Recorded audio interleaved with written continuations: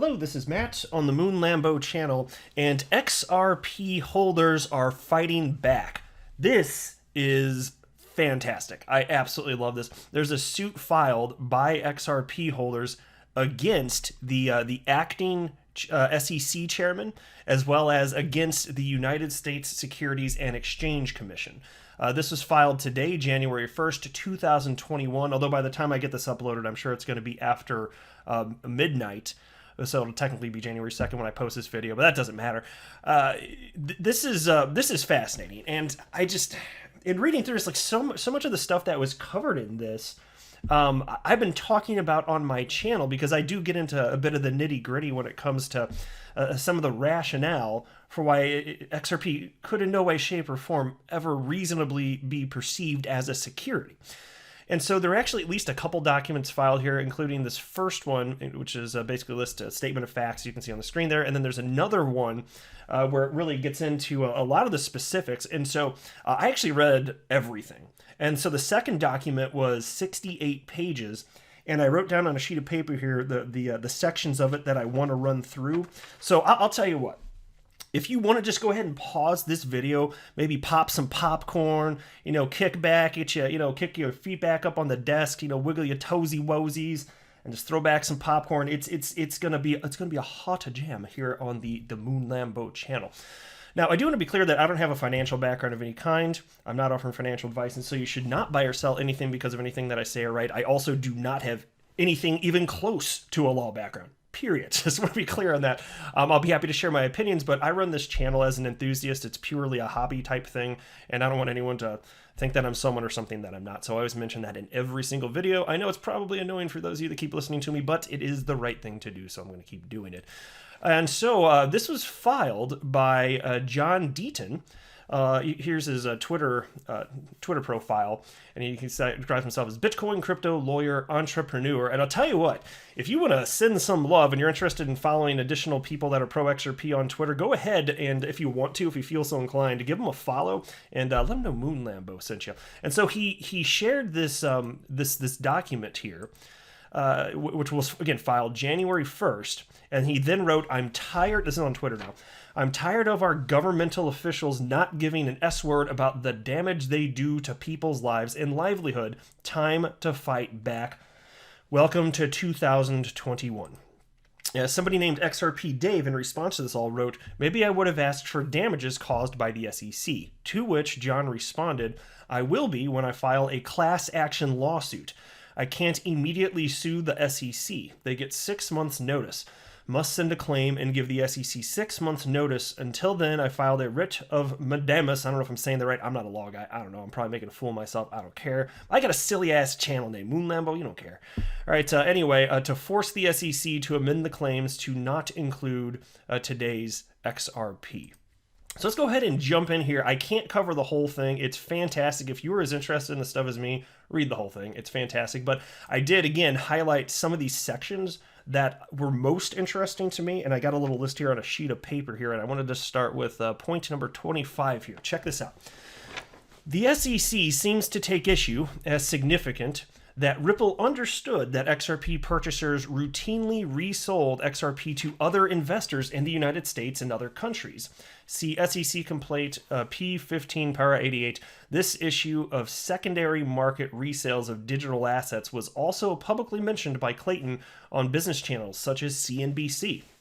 As discussed later, if the fact that a digital asset is publicly traded in secondary markets somehow transforms that digital asset into a security, then the SEC's lawsuit against Ripple potentially implicates all digital currencies and or digital assets.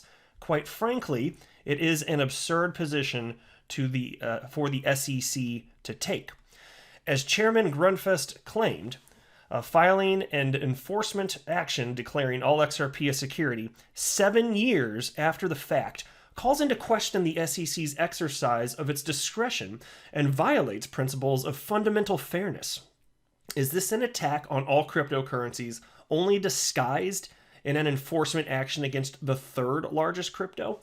Former Director of National Security John Bolton has publicly stated that he heard President Trump instruct Treasury Secretary Steve Mnuchin to go after Bitcoin. In previous enforcement actions like the 2017 ICO prosecutions, the SEC limited its enforcement allegations to the company itself and its executives and their distributions of the digital asset. Never before has the SEC claimed that the digital asset in the wallets of individual investors who did not purchase directly from the company or its executives are securities. It appears to the petitioners that the Ripple/XRP enforcement action is not truly limited to one company and a couple of potential bad actors. The respondent in this action could have, as they have done in the past, targeted specific distributions of XRP, especially in the early days of 2013 through 2015. Any colorable claim or argument that XRP constitutes an unregistered security could only be made in those very early days in distribution. See, look, and so let me pause right there. This is one of the things that I've been kind of getting at here. It's just this. It's the idea that the SEC is more than overreaching. What they're doing, and I'm not going to get. I wish I could cover this whole thing but it'd be like, I don't even know how long the video would be. Over an hour probably. I'm sure hour and a half. But he even gets into potential motivations. I'm not going to touch on that as much in this video, but potential motivations behind this. And I don't know what the motivations are, to be honest, but this is such an irrational act. There has to be something else to this. But the behavior here is reprehensible. And I'll share with you that I don't feel harmed in the least by Ripple. I do feel, as an XRP investor and holder, I do feel harmed by these actions against Ripple by the SEC. I feel rather firmly about that. Now, the piece continues. I call it the piece, the suit. I'm used to calling it a piece, reading articles. So anyway, the SEC could have targeted those early Ripple distributions and any individual sales by its executives without attempting absurdity by calling the XRP in the petitioner's wallets unregistered securities.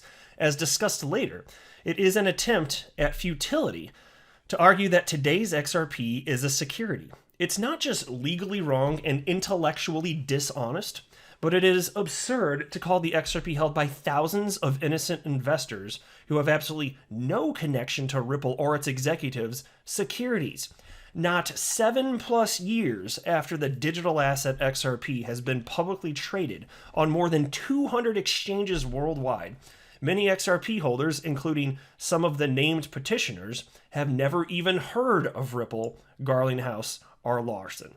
Exactly, and so this is another reason that I've been bitching up a storm for 2 years about how the SEC is attempting to shoehorn this new technology, which is it's a brand new animal, right? They're into ancient legislation that cannot sufficiently accommodate for it. Jay Clayton has made it clear that he didn't want to be the chairman that would upskirt however many years, whether it was 80, I can't remember, 80 years maybe, of 85 years of law under the existing direction, just based on existing legislation. And he didn't want to be that guy. And so as a result of that, he's shoehorning cryptocurrencies into existing legislation that don't make sense. And in addition to that, he's supremely overreaching, causing harm to me and every other XRP holder on the planet. That's my humble opinion. That is exactly how I feel. Now, let me go. Where's that next? Yeah, here we go. This enforcement action directed by Clayton against XRP has much more to do about other things than whether XRP constitutes a security. Later, the petitioners allege the potential real reasons behind Clayton's motives, and I'm not going to touch on as much of that. It's good stuff, don't get me wrong, it's just I got to limit what I'm putting out here. As stated, the digital asset XRP and Ripple are well known to the respondent and officials in the U.S. government. In 2015, the U.S. government entered into a consent agreement over Ripple's sale of XRP to a well-known Bitcoin and cryptocurrency advocate and investor, Roger Ver. Ripple paid a fine for this XRP distribution and agreed not to establish a Ripple and/or XRP wallet. Additionally, in 2015, the DOJ and FinCEN settled a case with Ripple.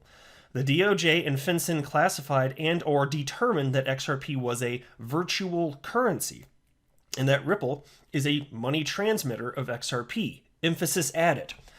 The settlement with the U.S. government required Ripple's XRP transactions to comply with laws that do not apply to securities transactions. However, more than 5 years later, despite one arm of the US government declaring XRP virtual currency, Clayton and the SEC, through its enforcement action, allege all XRP as securities. Again, it is not limited to the XRP sold to Roger Ver or others directly from Ripple, but all XRP. The issue of XRP and its classification as a virtual currency and or commodity and or security is an issue Clayton himself has been asked repeatedly and publicly on several occasions. Clayton, at least 2 years prior to the December 22nd, 2020 enforcement action declaring XRP a security, was specifically asked about XRP publicly. On one occasion, Clayton was being interviewed on CNBC and was asked directly if the SEC was going to officially declare XRP a non-security, similarly to the SEC declaring the two larger crypto assets, Bitcoin and Ethereum, non-securities. Clayton only said, if it's a security, we will regulate it. Yeah, and I've covered that on this channel when that happened, when that news first broke after that interview. And I'm just like, my friend, Mr. Clayton here, that doesn't answer a damn thing. Is it a security? If it's a security, we'll regulate it. But is it a security? Well, if it is, we'll regulate it. Oh, okay, thank you, you little asshat. Like, that doesn't tell us a damn thing. Anyway, the CNBC anchor pushed back at this non-answer and stated to Clayton that there seems to be confusion regarding XRP because the SEC has not officially declared it as a non-security like it has Bitcoin and ETH. Clayton smugly responded, I hope I just cleared up any confusion by stating, if it's a security, we'll regulate it. Well, you sure as hell didn't. You sure as hell didn't clear up a damn thing, you unsophisticated, knuckle-dragging, mouth-breathing troglodyte. Really grinds my gears. It should be noted that Clayton was asked about XRP by CNBC during the very time period the SEC now claims Ripple and Garlinghouse were actively and continuously selling illegal securities in the form of XRP. Yet, Clayton waited for several more years before filing the enforcement action declaring all XRP as securities. Clayton was asked directly about XRP approximately 1 year after CNBC's interview while attending a FinTech 2019 event. During the time of this event, the SEC claimed Ripple and Garlinghouse were actively and continuously selling illegal securities in the form of XRP. Clayton and Garlinghouse both spoke at the Institute for Financial Markets, where Clayton, yet again, was specifically asked about XRP. Amazingly, Garlinghouse also attended the same event and spoke immediately after Clayton. In fact, Clayton was asked by a person in the audience, considering the fact that Garlinghouse would provide remarks right after Clayton, could Clayton inform the public if and when XRP would be classified by the SEC as non-securities, like it has for Bitcoin and ETH? Clayton's response was that although he really appreciated the XRP issue, emphasis added, he could not comment on XRP or any other product. Clayton stated that the SEC could not comment on any specific products, although the SEC had already commented on specific products in Bitcoin and ETH. This is what's really steaming my vegetables, my friends. That is so disingenuous, to state that you can't comment on others when you've already commented on others anyway. So it continues here. Clayton's statement that the SEC can't comment on any specific product or company not only doesn't make sense considering that the SEC did comment on Bitcoin and ETH, but it also runs afoul of the SEC's mission statement. The SEC's mission statement states the SEC will share information about companies to help investors make informed decisions. XRP has been traded on over 200 exchanges worldwide for the past 7 years with a daily volume between $10 to $26 billion. Clayton knows there may be investor confusion, yet remains quiet until the day before he leaves office to all of a sudden, 7 years later, declare XRP an unregistered security. If the SEC refuses to make comments on companies and or specific products, as Clayton suggests, then that leaves the industry and investors to wildly speculate as to what the SEC may or may not do. Today, or 7 years from now, petitioners strongly believe that assuming XRP was a non-security like Bitcoin and ETH, after publicly trading by their side for 7 years, was reasonable. The SEC had a fiduciary duty to inform otherwise. Absent the SEC sharing information, as the mission statement requires, the only way the public will know with regulatory clarity is when the SEC files enforcement actions. Is that what the SEC is engaging in as it relates to cryptocurrency and the action against XRP? This approach is called regulation by enforcement. Maybe Clayton and the SEC is generally confused as to what a security is in the context of blockchain technology and digital assets. Maybe the SEC doesn't know or doesn't understand how digital currencies fit in the regulatory scheme and has been for years himself unsure about whether XRP constitutes a security. Maybe Clayton and the SEC have used the XRP action as a way to engage in regulation by enforcement. No kidding. As this gets back to the whole idea of he was just like skirting by. He just fine. I can only theorize. I'm not going to do a bunch of speculation as to why he's doing this. It's in this piece. If you guys want to run through it after I finish this video on your own, feel free to go ahead. It is interesting, but it's a level of ineptitude that it can only astonish individuals that are aware of what's going on, and that's what it's doing to me. It's just the level of ineptitude, or maybe or if it's not that, then there's the complete disregard for care of what someone in his position as chairman of the SEC should be doing. Anyway, continuing on. Interestingly, the new SEC chairman, whose name I'm not going to say, it's on the screen because I just butcher it every time, has publicly been critical of this regulation by enforcement practice. Chairman, whose name again I'm not going to say, has publicly cautioned against regulation by enforcement. He has stated that he always analyzes on a case-by-case basis with investor welfare as his North Star. He stated, when considering market participants acting in good faith to comply with the rules, enforcement should be the last resort, not a first resort. And by the way, you're about to see, wait till we start to get into MoneyGram stuff. Oh, Ripple and MoneyGram, it's coming up here in just a moment. So sit tight. The best is yet to come, frankly. Hope you guys enjoying your popcorn out there. You got your toesy woesies all kicked up. Anyway, in the SEC complaint, it references tolling agreements between the SEC and Ripple's executives.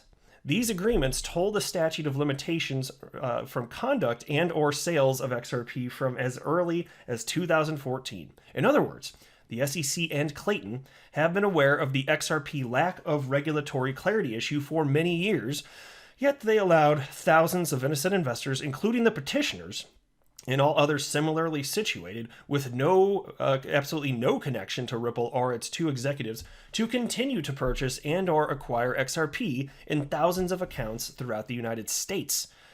Clayton has on more than one occasion spoken at the same meetings and conferences that Ripple CEO Garlinghouse has spoken. These conferences involved digital assets. Garlinghouse would promote the utility of XRP at those very meetings, attended by Clayton. As stated, Garlinghouse spoke immediately following Clayton. Almost every time Clayton attended and or spoke at these financial conferences, he was asked about XRP and regulatory clarity, and when the SEC would provide a declaration of XRP being a non-security, just like Bitcoin and ETH. Despite his obligation to share valuable information to the public so investors can make informed decisions, he declined. Clayton's repeat response to the XRP question was always the same. If it's a security, we will regulate it. Oh my God. Oh, I hate that so much. Oh man, it's really burning my biscuits. Clayton's familiarity with Ripple, Garlinghouse, and XRP was not limited to a few public gatherings. It included private meetings. In fact, one meeting between Garlinghouse and Clayton was at the White House with President Trump's senior officials. In short, Clayton's knowledge about the company Ripple, its executives, and the digital asset XRP is extensive. If he truly, honestly, and legally believed XRP was a security being exchanged 24/7 daily in the United States with thousands of innocent investors, including the petitioners and others similarly situated, he had a fiduciary duty to provide insight and information to the U.S. public. He had a duty to make a public statement that XRP could be deemed an unregistered security, and for buyers to beware. He was asked repeatedly by professional financial journalists and others, and he refused to comment. Instead, he drops a bomb on the crypto community as his second to last day in office. He did so knowing a new opposing party administration was only weeks away from assuming control. He was aware that this new administration may disagree with his enforcement action, declaring that all XRP, past and present, are unregistered securities, costing billions in losses for innocent investors with no connection to Ripple or its executives. Clearly, Jay Clayton did not care about protecting investors. Now, that's exactly how I feel. I don't think he cares at all that my XRP is worth substantially less because of him. I don't think he cares at all. Now, we're about to get into, I think, of the MoneyGram stuff. Yeah, here we go. MoneyGram stuff is on deck here. Check it. You're going to love this. Although the SEC and/or Clayton did not affirmatively declare XRP a non-security similar to ETH and Bitcoin, its actions implied that XRP was, in fact, not a security. During the time period the SEC now claims XRP was an unregistered security, the SEC granted Ripple permission to take a minority stake in the publicly traded company MoneyGram International. You guys did hear that, right? Okay. The SEC granted Ripple permission to take a minority stake in the publicly traded company MoneyGram. Ripple invested $50 million purchasing approximately 9% of MoneyGram. See SEC complaint, they cite it. Okay. The SEC approved this purchase of MoneyGram with the full knowledge that Ripple would encourage MGI, MoneyGram International, to use the digital asset XRP as a cross-border utility token related to remittances. Hence, the SEC allowed the use of this so-called illegal security to be utilized not just by Ripple, but by MoneyGram as well. The SEC admits to this knowledge when it states that Ripple paid money transmitters significant financial compensation, often paid in XRP, and they cite the SEC complaint where that took place. The SEC was fully aware that MoneyGram would not hodl XRP. The SEC knew that MGI, MoneyGram, would sell XRP in the secondary markets to investors such as the named petitioners and all others similarly situated. Hence, it appears the SEC, believing XRP to be an unregistered security, provided consent for XRP to be purchased and or utilized by MoneyGram and then sold in secondary markets to innocent investors with no connection to Ripple or even MoneyGram. In the parentheses, it states here, purchasers of XRP on exchanges do not know the identity of the seller. Exactly. This is insane. And so then right here, if the SEC truly believed XRP to be an illegal security, why would it allow this transaction to take place? Exactly. Because look, even if they hadn't decided what they were going to do in terms of the handling of XRP, which is still freaking ridiculous, why would you allow something like this to proceed, knowing that XRP is at the core of this business transaction between Ripple and MoneyGram? It's completely absurd. It's preposterous. Anyway, the answer is because the SEC knows very well that today's XRP is not a security. The XRP and the accounts and or digital wallets of the named petitioners and others similarly situated are in no way securities. And I don't think that this is going to there are going to be all sorts of other claims I'm willing to bet against the SEC. Let me move a little bit further down now. I think I want to go to 46. Here we go. Currency is generally defined as a medium of exchange, unit of account, and or a store of value.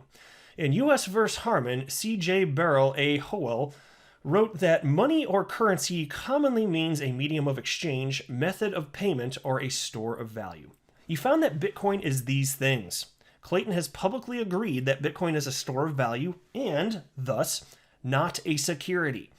Later, the petitioners will demonstrate that XRP is also being used as a store of value considering the significant depreciation in value of the United States dollar.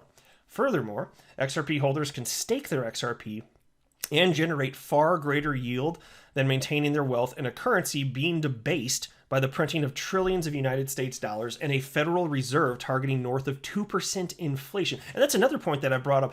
This idea that store of value, that whole use case is only going to go to Bitcoin is ridiculous.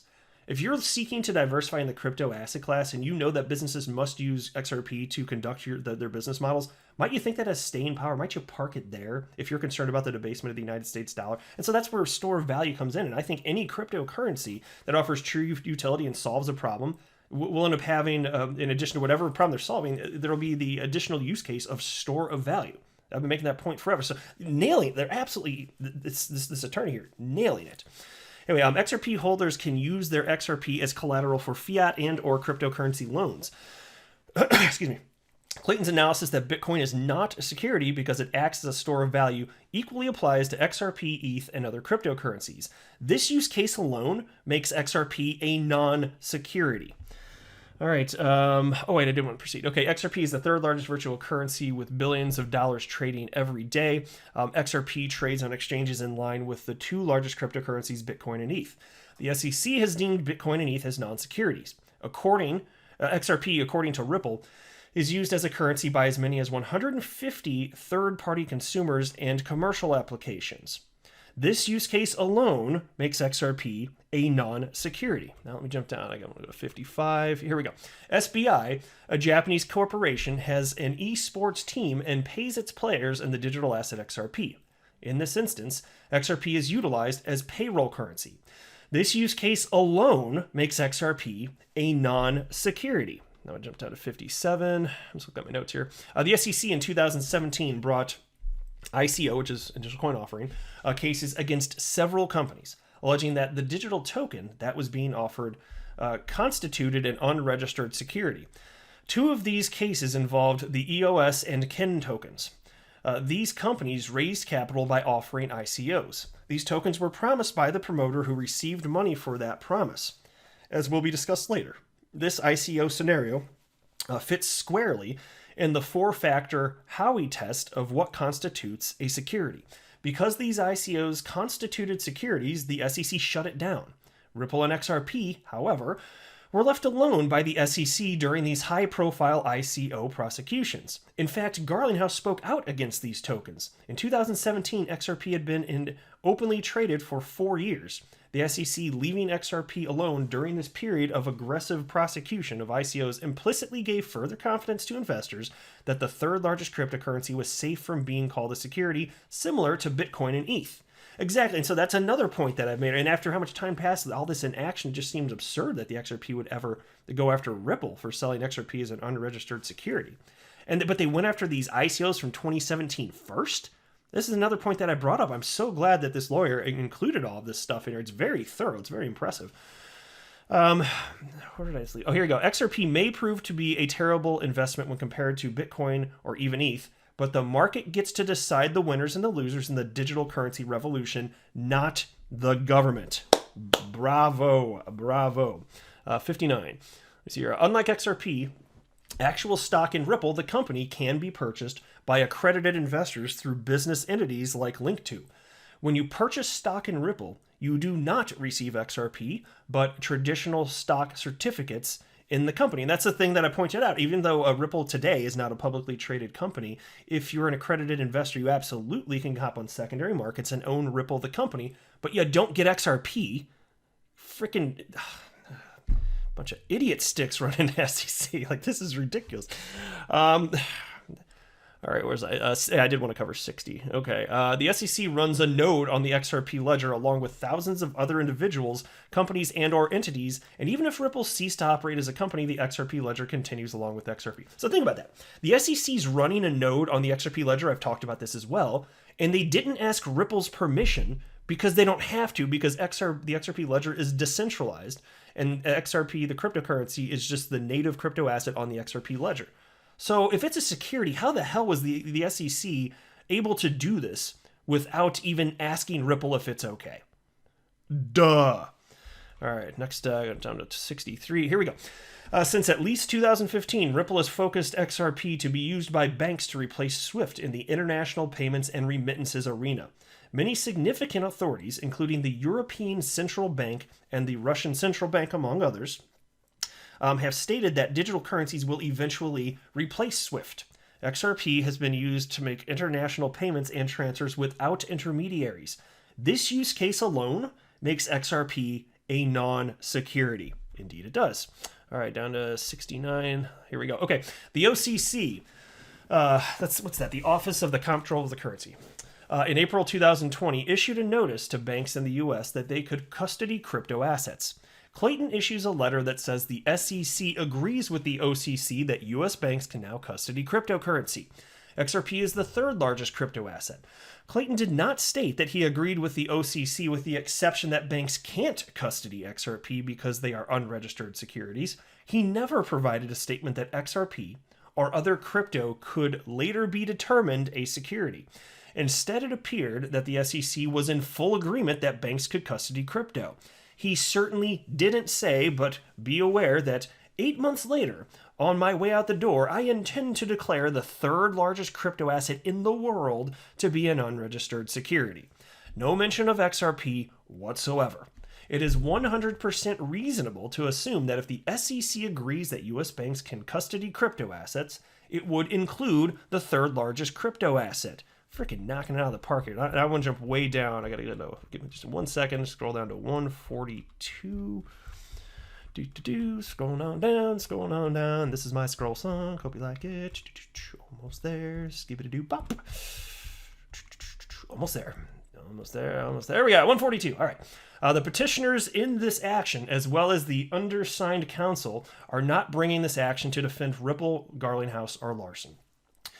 It may very well be the case that at some point in the initial offering of XRP from Ripple to entities and or individuals, some of those distributions might, arguably, be considered a security under the Howey test, but the SEC did not limit its allegations against Ripple like it has in similarly situated cases to early offerings of the asset in question. Here, the SEC, at Clayton's direction, is alleging that XRP today, 7 years including the XRP owned by the named petitioners and all others similarly situated. Yeah.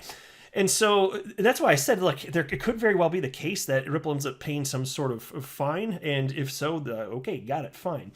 But my gosh, look, it's an overreach. That's my fundamental, like, my biggest beef with all of this. If I had off the top of my head, I guess I'd say off the top of my head, the thing I hate the most is the overreach there. Because there were similar cases that were similar allegations were made, and there ended up being settlements. But it was never stated that the underlying asset was a security. And so to me, that's the greatest overreach here. And it's kind of gross. I don't like it. All right, down to 146 now. Here we go. Former CFTC chairman Chris Giancarlo authored a written opinion on the digital asset XRP in June 2020.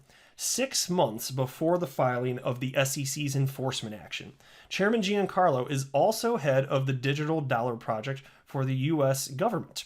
Hence, the crypto community has nicknamed him Crypto Dad. Isn't that cute? Applying a similar methodology, he used to help declare both Bitcoin and ETH as non-securities. He reached the same conclusion regarding XRP.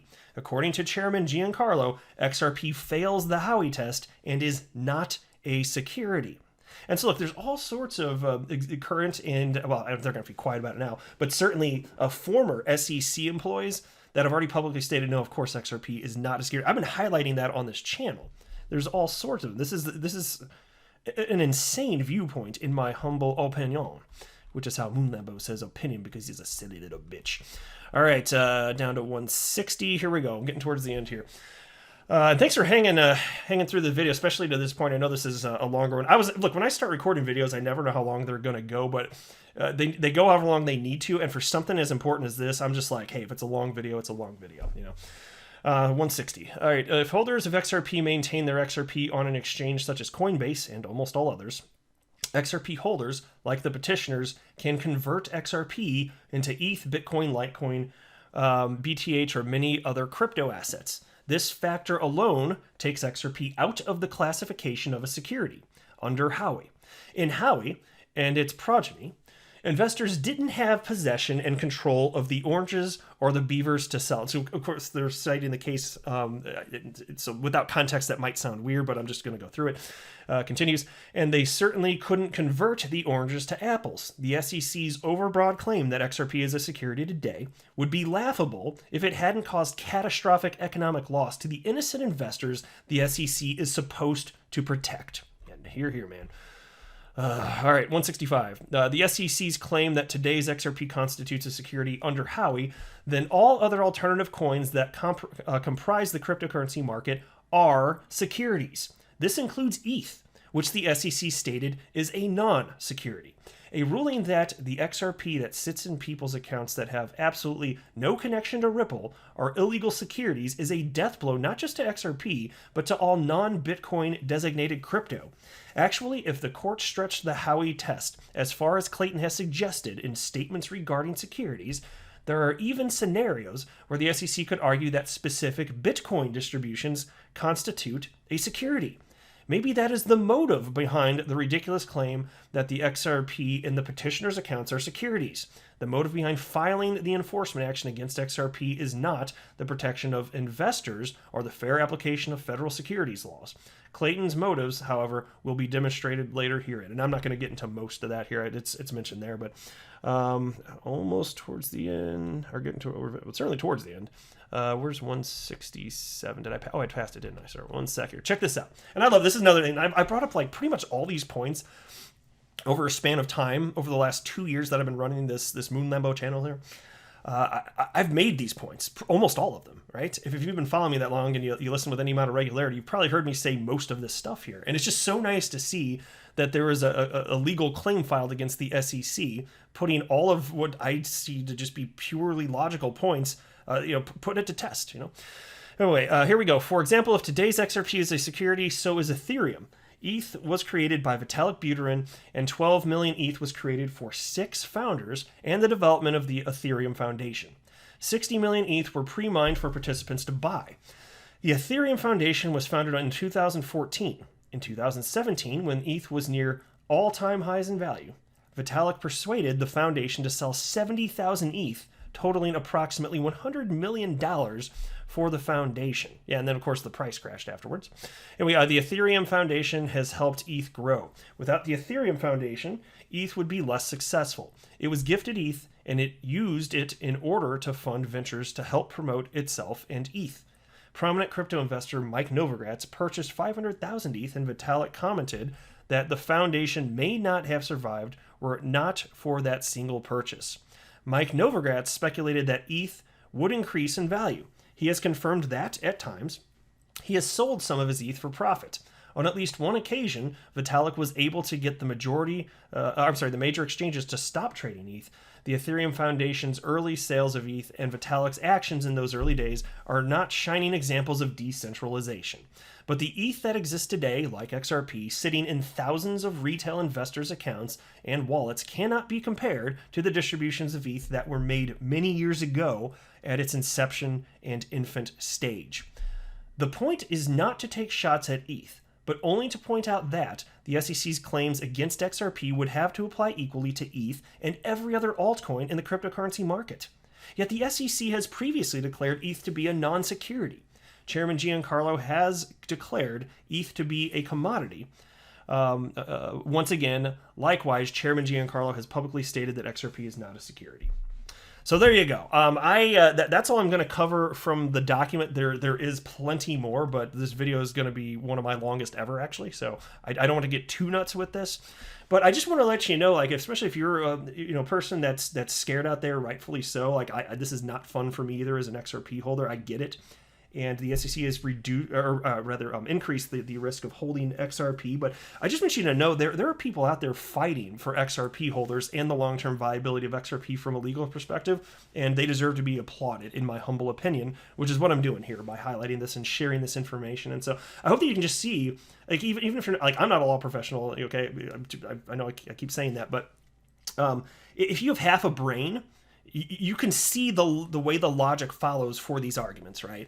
And I have a hard time imagining that when this is all said and done, that XRP is going to be proven in the court of law to be a security. Oh my gosh, like the implications for that for the entire crypto asset class would be rather devastating. And so I don't believe it. My conviction is strong. I'm not going anywhere. I'm going to keep running this silly ass Moon Lambo channel with a funny name and covering this. And I don't care if it's bad times or good times. I'm going to be here reporting on this stuff. Because the message needs to get out, in my humble opinion. So that's where we stand right now. So I don't know what's going to happen with all of this. I don't pretend to, but I have genuine confidence for the future. And you just wait, because look, this is just this is for protection against the stated here the petitioners, XRP holders. But wait till Ripple gets to court. Oh man, I can't wait to see their arguments. It's that on top of this, and there's probably going to be more. But I will wrap up there. Thank you very much for sticking with me to the end. I do appreciate the support, my friends. I'm not a financial advisor. Do not buy or sell anything because of anything that I say or write. That would be a very, very, very bad idea. Until next ridiculous Ripple-related lawsuit, to the moon, Lambo!